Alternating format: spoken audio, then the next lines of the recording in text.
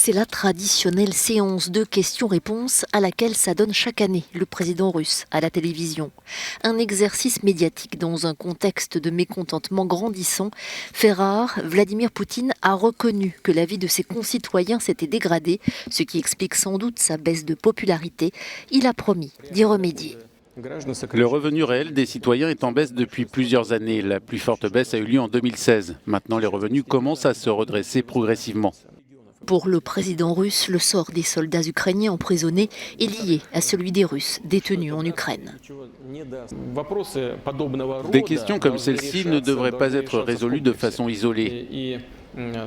Avant de résoudre ces questions, nous devrions réfléchir au sort des personnes qui ne nous sont pas indifférentes, y compris les citoyens de la Fédération de Russie qui se trouvent dans une situation similaire en Ukraine.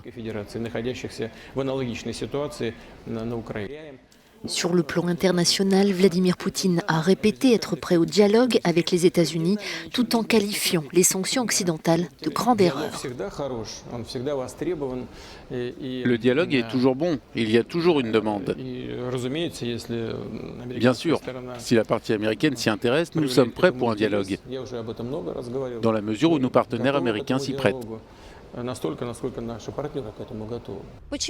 Pourquoi les salaires et la qualité de vie sont si bas? Pourquoi la Russie avait besoin du projet de loi Internet souverain?